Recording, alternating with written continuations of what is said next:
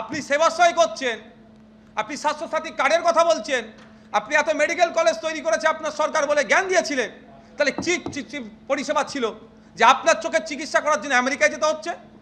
যারা আর্থিকভাবে দুর্বল তাদের ছেলে পরিবারগুলো কি চোখ নষ্ট হয়ে যাবে তাদের? এর উত্তরটা আগে অভিষেকবাবুকে দিতে হবে।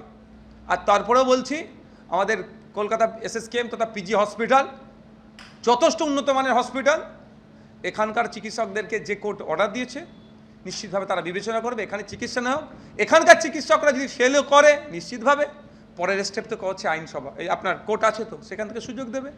চিকিৎসার জন্য বিদেশ যাত্রার আবেদন জানিয়েছিলেন অভিষেক বন্দ্যোপাধ্যায়, কিন্তু বিদেশ যাত্রার অনুমতি দিল না কলকাতা হাইকোর্ট। একই সঙ্গে এই মামলা খারিজ করে দিল কলকাতা হাইকোর্ট। যেহেতু একাধিক মামলা এই মুহূর্তে বিচারাধীন, তাই এখন বিদেশ যাত্রার অনুমতি দেওয়া সম্ভব নয় জানিয়ে দিল কলকাতা হাইকোর্ট। এবং সেক্ষেত্রে দেশেই চিকিৎসা করার পরামর্শ দিলেন কলকাতা হাইকোর্টের বিচারপতি সৌগত ভট্টাচার্য। অভিষেক বন্দ্যোপাধ্যায়ের বিরুদ্ধে প্রায় 16টি মামলা আছে, সেখানে যদি কালকে নোটিশ পাঠিয়ে হাজিরা দিতে বলা হয় তখন কি করবেন? অভিষেক বন্দ্যোপাধ্যায়ের আইনজীবীকে এই প্রশ্ন করেন বিচারপতি সৌগত ভট্টাচার্য। আমরা সীমিত সময়ের জন্য অনুমতি চেয়েছি, 3 থেকে 4 সপ্তাহের জন্যই আমরা অনুমতি চাইছি, সওয়াল করেন অভিষেক বন্দ্যোপাধ্যায়ের আইনজীবী। আগের পর্যায়ের চিকিৎসা বাইরে হয়েছে, তাই এখানে এখন চিকিৎসা করাবো না জানান অভিষেক বন্দ্যোপাধ্যায়ের আইনজীবী। এবং এই সময় কলকাতা হাইকোর্ট নির্দেশ দেয় যে এসএসকেএম হাসপাতালকে নির্দেশ দেব বিশেষজ্ঞ চিকিৎসকদের দিয়ে একটি মেডিকেল বোর্ড গঠন করার জন্য। কাল দুপুর 2টোয় এসএসকেএম হাসপাতালে গিয়ে চিকিৎসা সংক্রান্ত নথি দেবেন, নির্দেশ কলকাতা হাইকোর্টের।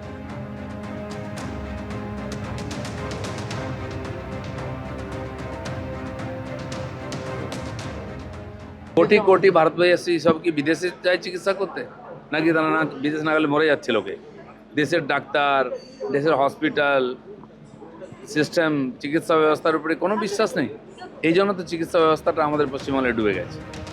কলকাতা হাইকোর্টের বিচারপতি সৌগত ভট্টাচার্য তিনি আজ মন্তব্য করেন যে অভিষেক বন্দ্যোপাধ্যায়ের বিরুদ্ধে প্রায় 16টি মামলা রয়েছে, সেখানে যদি কালকে নোটিশ পাঠিয়ে হাজিরা দিতে বলা হয় তখন কি করবেন? অভিষেক বন্দ্যোপাধ্যায়ের আইনজীবীকে প্রশ্ন করেন মাননীয় বিচারপতি।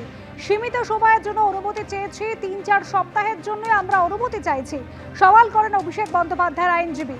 আগের পর্যায়ে চিকিৎসা বাইরে হয়েছে, তাই এখন এখানে চিকিৎসা করাবো না জানান অভিষেক বন্দ্যোপাধ্যায়ের আইনজীবী। এসএসকেএম হাসপাতালকে নির্দেশ দেব বিশেষজ্ঞ চিকিৎসকদের নিয়ে একটি মেডিকেল বোর্ড গঠন করার জন্য। কাল দুপুর 2টোয় এসএসকেএম হাসপাতালে গিয়ে চিকিৎসা সংক্রান্ত নথি দেখান।